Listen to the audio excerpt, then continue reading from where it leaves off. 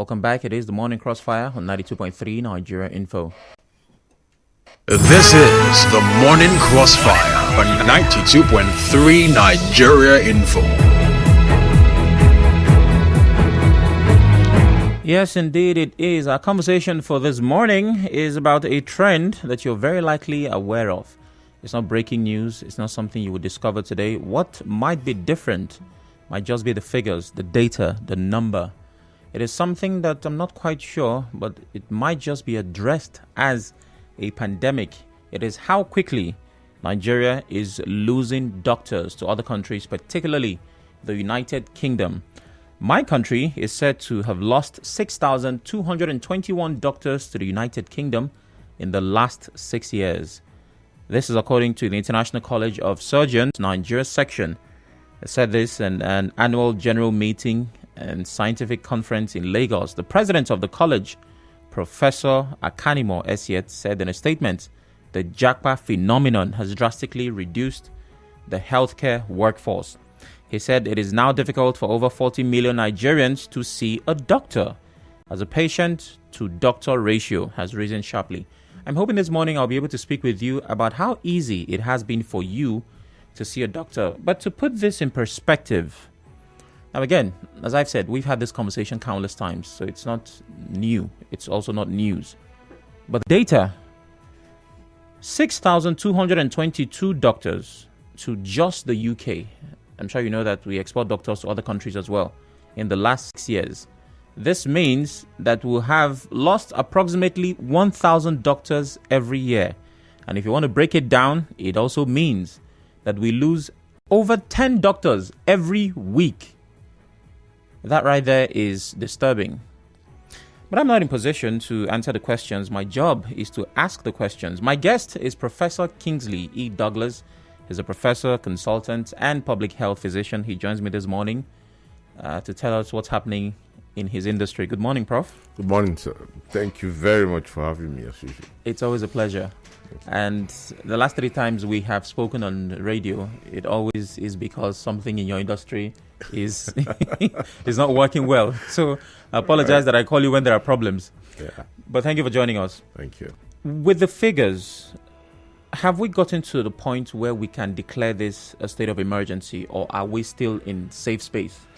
I think we've been there a long time ago, probably in the last 5 years, if not more.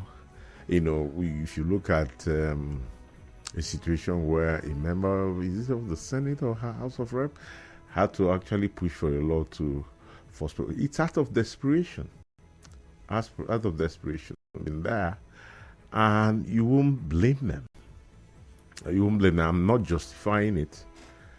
But you won't blame these chaps. These are young men, and they've got men and women who have gone through a lot. In fact, just recently we came back from a rural posting somewhere in Ogoni land. You need to see what these students were able to do. And they always do every year. Oh. And credit to the chairman. The chairman of the local government area was very pleased with them. Now, aside from that, I can bet you any day the training of a doctor in Nigeria remains one of the most foolproof training you can vouch for. That is, anybody who wakes up in Nigeria here and tells you I have graduated as a doctor is definitely more than above average intelligence. Now, if you invest all that and you come out, it's difficult to do housemanship. That's the internship. Then they post you for your youth service. So you are at least 3-4 years behind your peers. But you come out, there is no job. And when you get the job, you see that there is one strike by these people, there is one strike by them, the salary is not coming. Those who own the private hospitals don't, even when they employ you, they pay you salary piecemeal and all that. And you just look on the flip side, you cannot get a better deal somewhere else. What do you expect a young man to do or a young woman to do? They just look for where it's better. When you say there is no job, Now, let me start from the conditions of learning. You say when a doctor is trained in Nigeria, you can vouch for the quality. Yes. But there is always talk about the standards of learning, that we learn under the worst of situations. You see, local training, international application.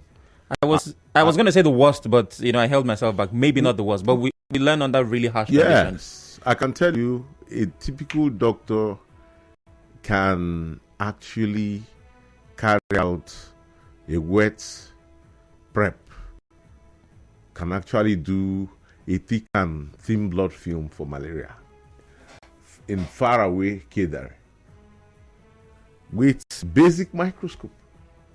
But abroad, all he or she needs to do is to send it to the lab and they just punch one thing and the result is out. So if you have trained with a manual car gear, the automatic becomes a joke. That's exactly what we do with our doctors. Okay. While I understand that analogy, because I also learned with the manual car, I would also kind of believe that with the right equipment, efficiency is improved. I think I belong to the school of thought that do not look at resources. I'm more interested in resourcefulness. And maybe that's why I'm a professor of occupational medicine. If you keep the right work environment, most of these things may not be money.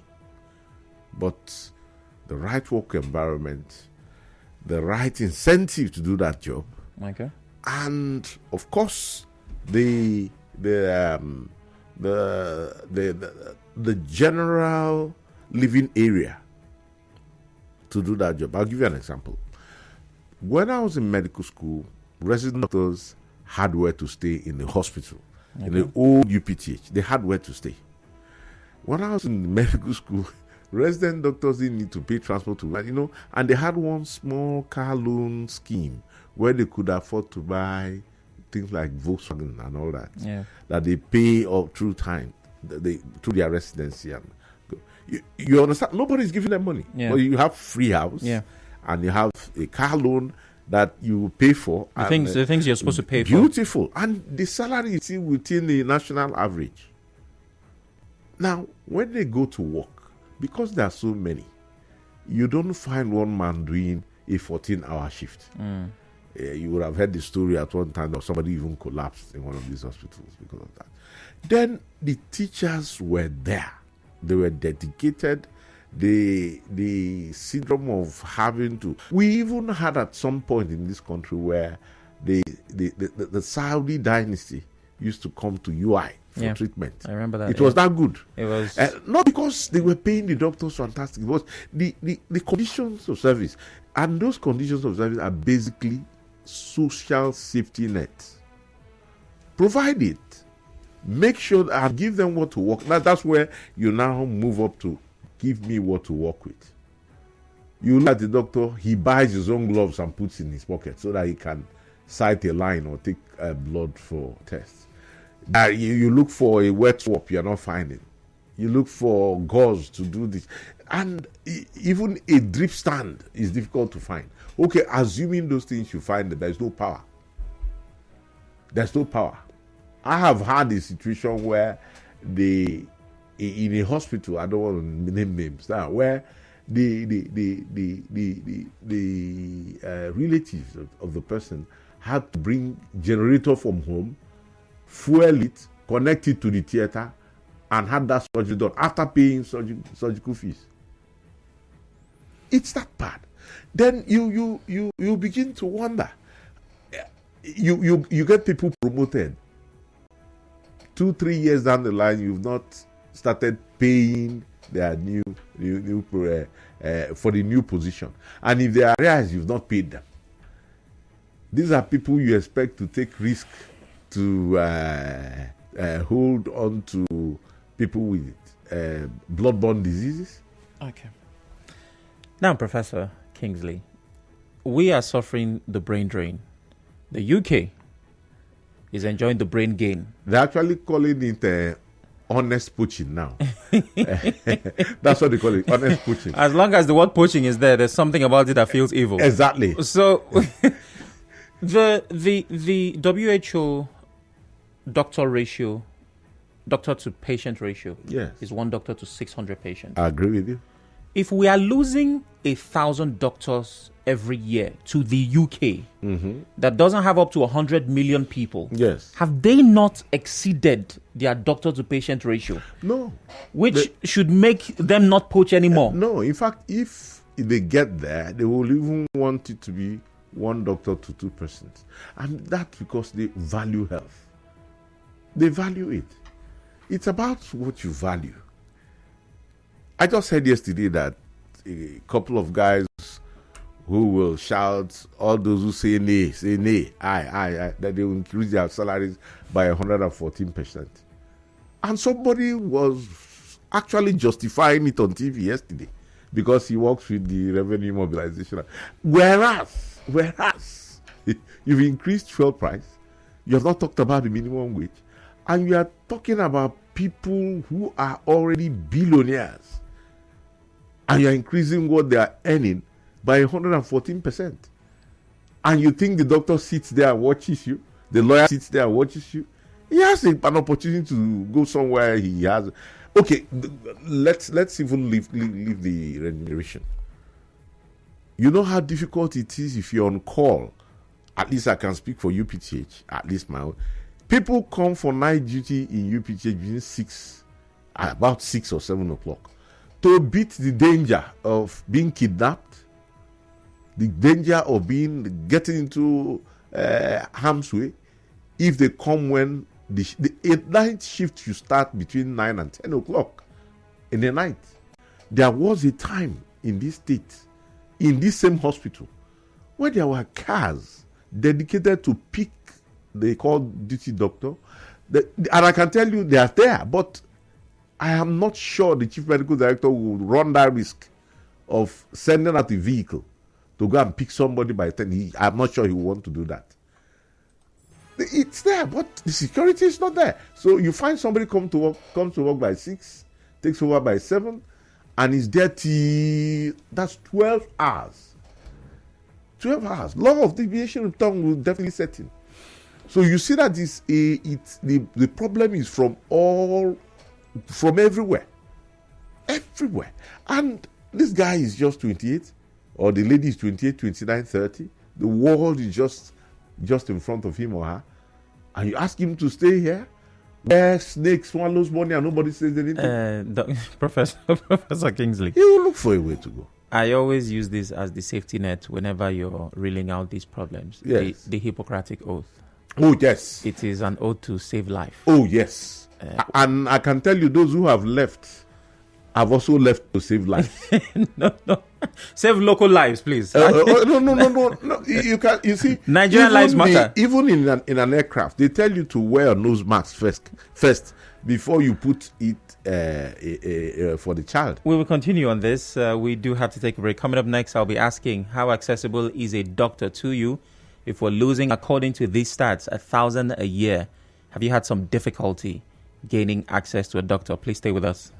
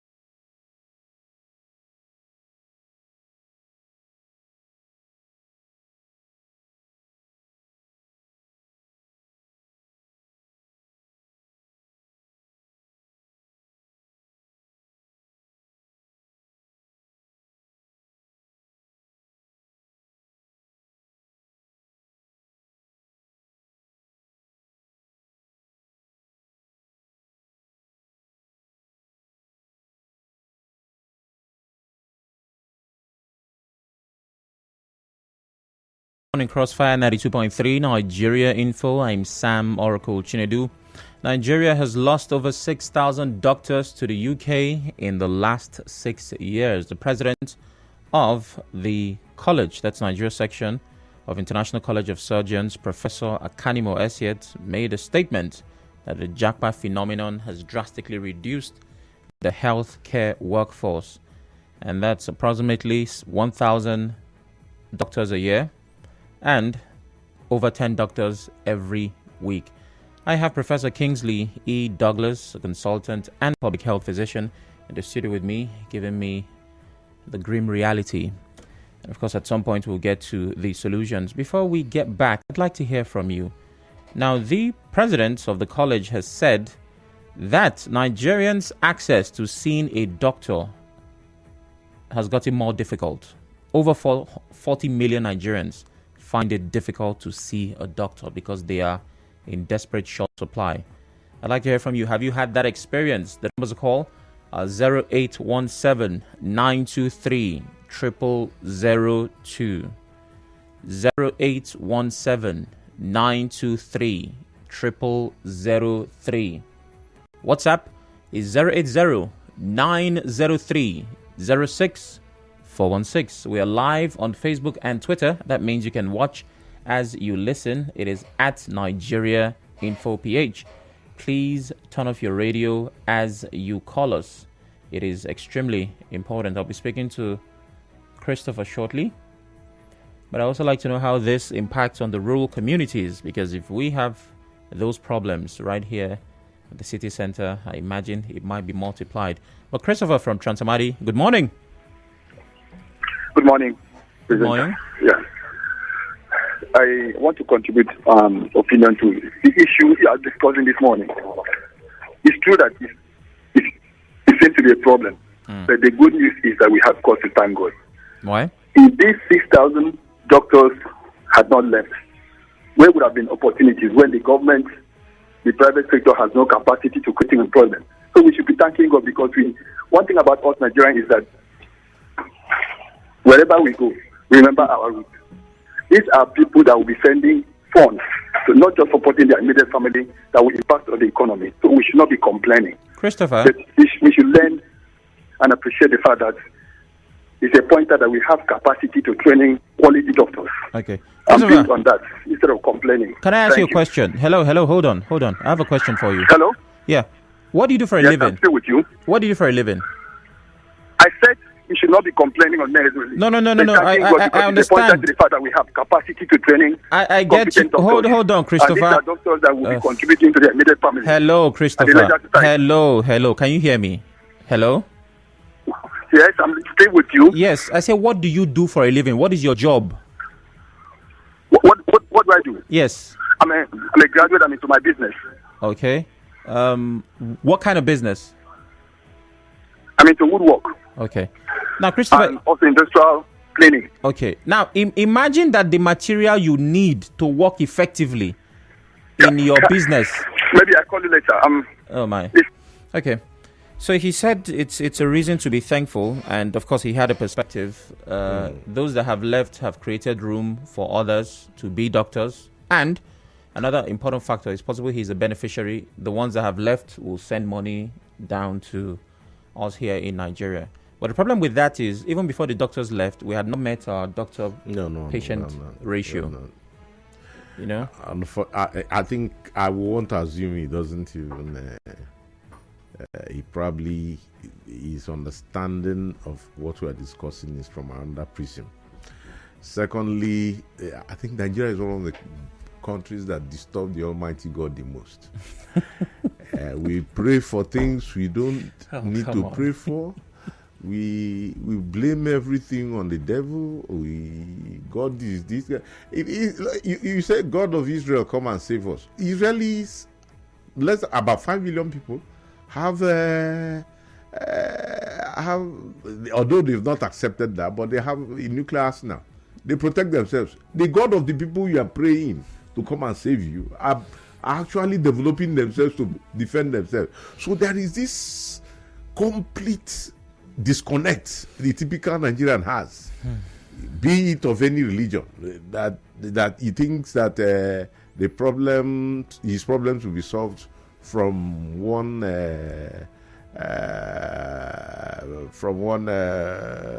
I don't know. But the truth is this. There is a problem, a serious problem.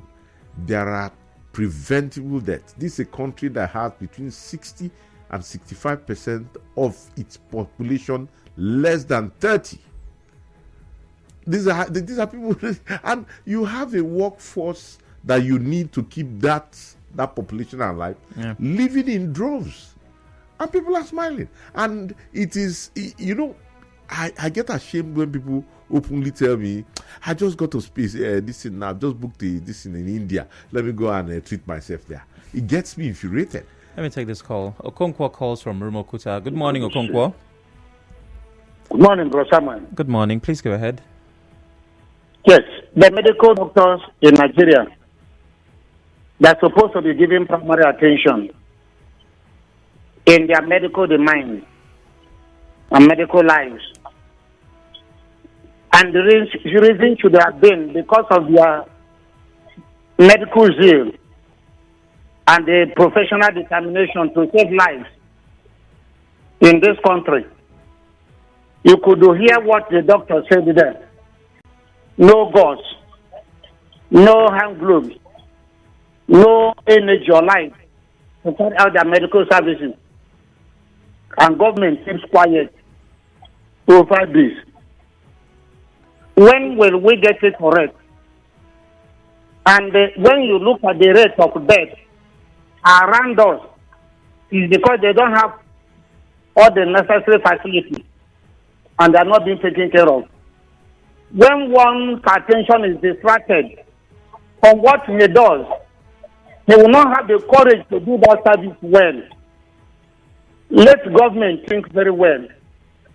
They want to increase the salaries of the politicians that are already billionaires and thereby overlooking these people. All right, Okonkwo, very quickly, have you had difficulty seeing a doctor? Have you had that experience? Okay, Chukuma calls from Woji. Good morning, Chukuma. Yeah, good morning, Nigeria Info. I can say I've had a challenge seeing a doctor, and I've even lost someone because of that. Oh, my. That is my mom. That was my mom in 2018, But I don't know if it's because of their number is not adequate, or that those on ground, those employed didn't come to work, because we took her into the hospital at night. They say around 11 p.m. Okay. They said that no doctor was on seat, and there was no drug. That where the drug was locked, and she died because it's a diabetic complication. Yeah. She was not given insulin as it should. So, granted that government has their own part of blame, but we also look as we need to look at the internal management of the hospitals. Is it government that will come and clear the grasses in the hospital? Is it government that will come and kill the mosquitoes in the hospital? Go to the hospitals, you come to the hospital, you get another disease before you go home. If you go to some of the teaching hospitals, you won't believe some of them are smelling. Some of the bed sheets, they don't wash them. And I know that there are locations to this. You could also remember the time of COVID-19, federal government said they gave some CMD some money, and you can't see the money. They didn't use it for anything. So when the doctors are leaving, is it as a result of internal issues or as a result of government? So let's just understand where the issues are coming from. It's not just the government. Okay. Some CMDs, I believe, have refused to employ doctors to do the work. Those people that are there are being suffocated, and also sometimes the senior ones do not come for work. That is the challenge. So we need to address it. We need to understand where the issue is coming from instead of shifting the blame to the government alone. All right. Thank you. Well, thank you, Chukuma. Shortly, the professor will respond to that. But let me take the call from Blessed from Alu. Good morning. Good morning, my brother. Good morning. Please go ahead. About 6,000 Nigeria doctors left Nigeria to abroad because of the way they handle them in Nigeria is not okay. especially check the time of Ebola. That doctor, that died for her to save many people, has it been immortalized? How far about his family, family that she left behind? Any government official taking care of them? The answer is no. When you say that you need to pay the doctors Asadios allowance, are you paying them? Check the time of COVID-19. See how many doctors that went go down because of the COVID. For the COVID to not escalate in Nigeria. What are we talking about? Imagine that one former president of Nigeria, Mr. Muhammad Buhari, wanted to leave the office. His wife said that he's commissioned the hospital, saying Nigeria should not go to abroad again. What was he doing for within 8 years when you are office? Whenever the president sick, you go abroad. But other people masses cannot be able to afford the hospital bill. Go to government hospital. Any equipment that has been dilapidated. Why can't you use the resources of Nigeria to rejuvenate all the things that already go astray? What is happening in the Nigeria sector? All the sector of Nigeria, not even only medical sector, all the sector of Nigeria has been dilapidated. That's what we need to appreciate. That difficulty. So over to the previous caller, Professor Kingsley. The entire blame is not on government. First, my heart goes out to him. He should accept my sincere regrets for the loss of his mother under such circumstances. The problem is not just government, it's everybody. It's a systemic wrath. Let me start with us as doctors. He said there was no doctor on duty, and I will believe him. The reason is, even sometimes my residents have taken off to the UK, to the US. You just see them today. The next day, you hear that person has traveled. So the doctors keep moving in droves. They keep moving. Secondly, the politicization of ethics of hospitals.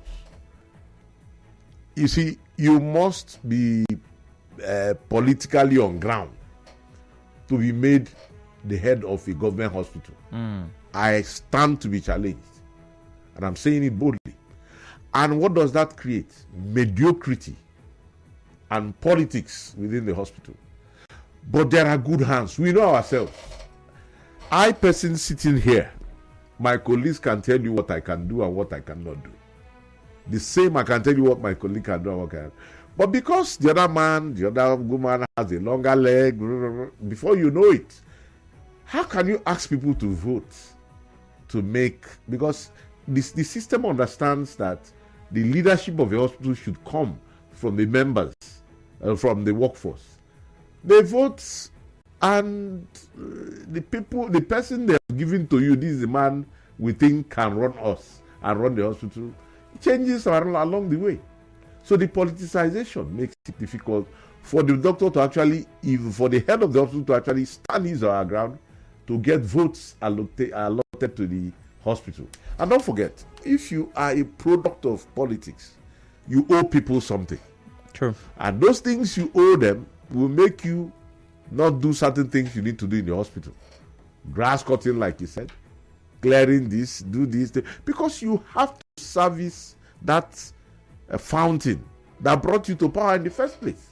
So if we stop politicizing the hospital, allow people to choose their leaders within the hospital, present to you, and they run it, you see it's better. Secondly, this thing does this poaching and japa thing. Our nurses are going. The best hands in the labs are going. Our pharmacists are going. Our physiotherapists. In fact, one recently, I almost shed tears. One of the best hands in UPT. He has gone. And a lot more are planning to go. Our community health officers are going. Our any cadre of health worker you can find in the hospital. It's not about doctors. It's about the health system. They are finding their way out. They are very well trained here at subsidized rate because it's so expensive to train them outside. Heavily subsidized. And when they are very well trained there, somebody just comes, sprinkles 5-10 times their salary and takes them away. So I agree with that man. That's on the doctor's side. But you see, the government has to put her mouth where her money where the amount is. You see, if it's good enough to you wake up, you can renovate 40, 50 courts. That means you're actually waiting for trouble to just use the court to settle it.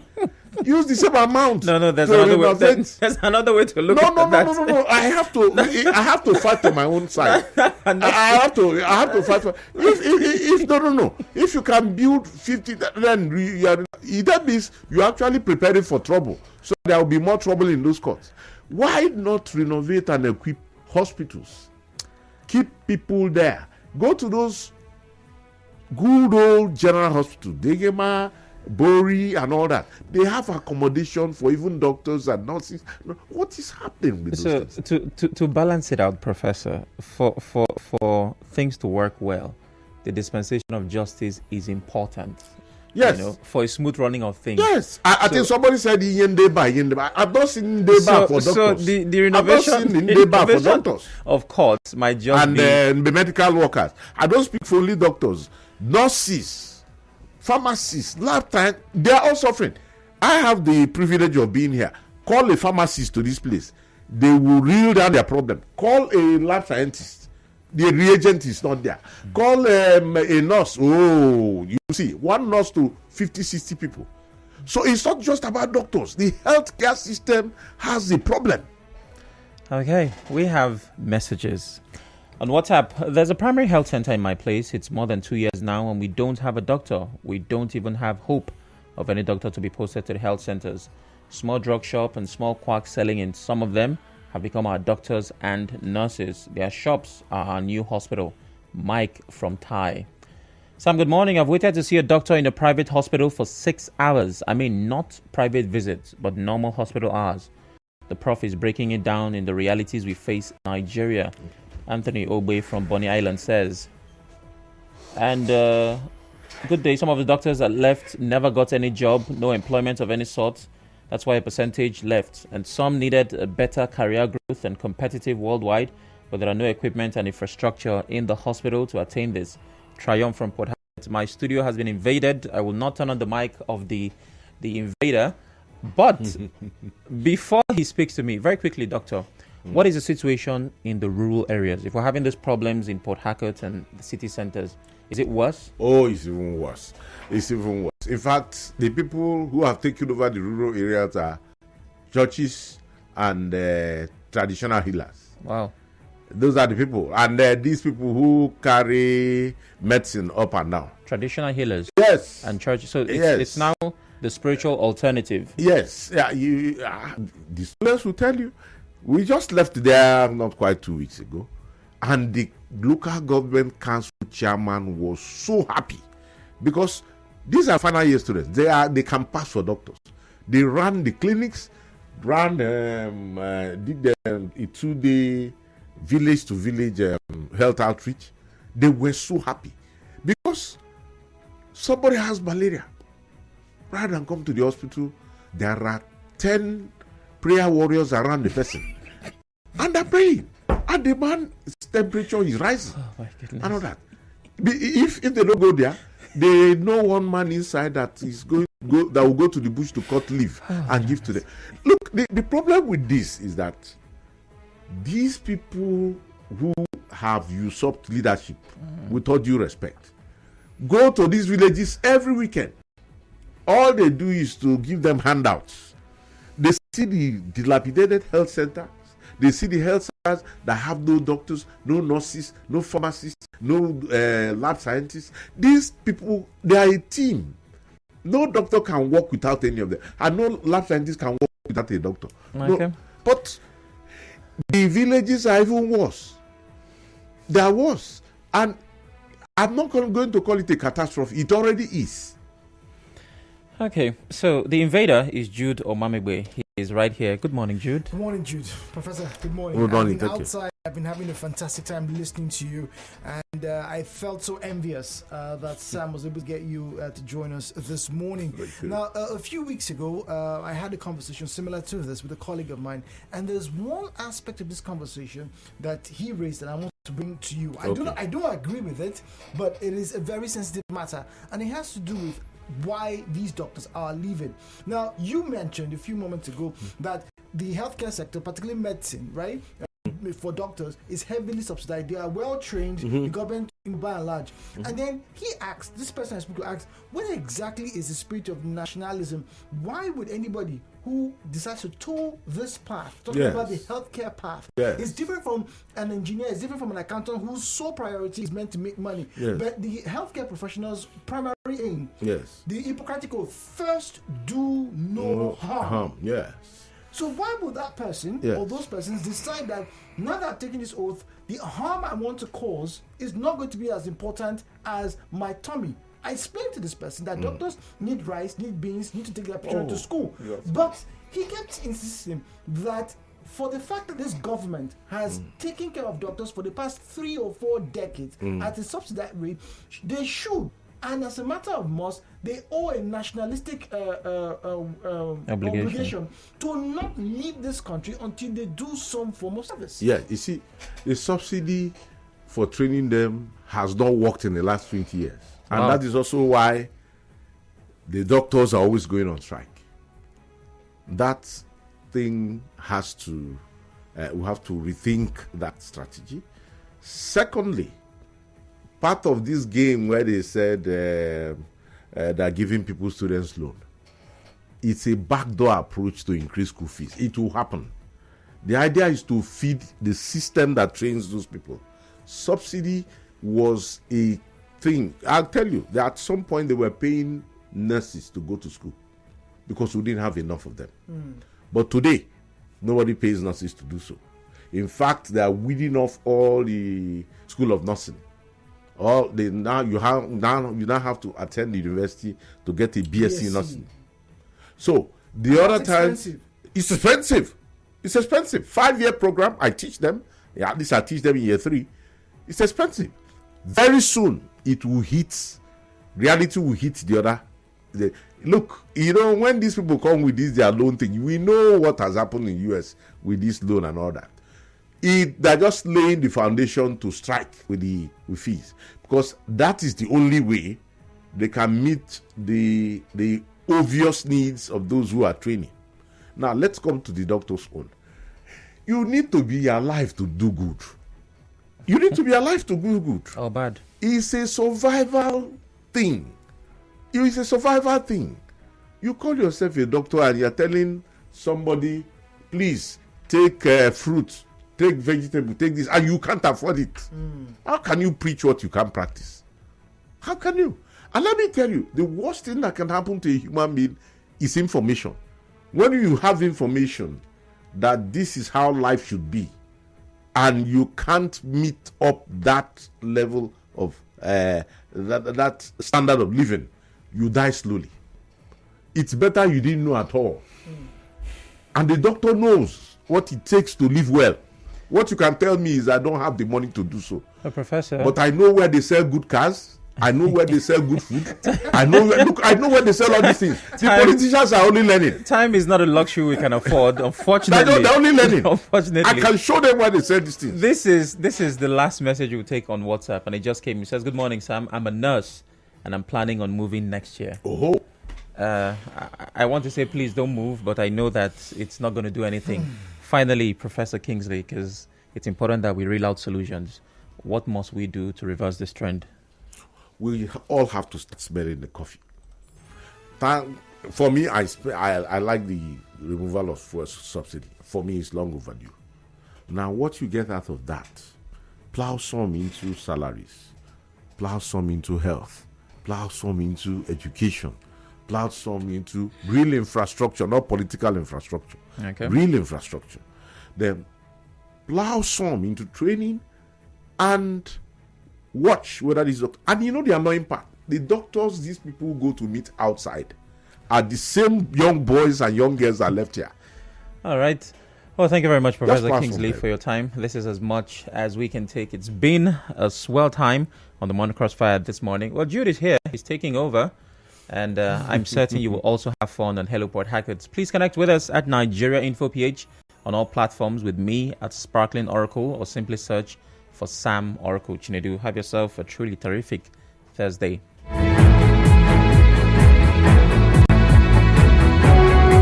The show continues.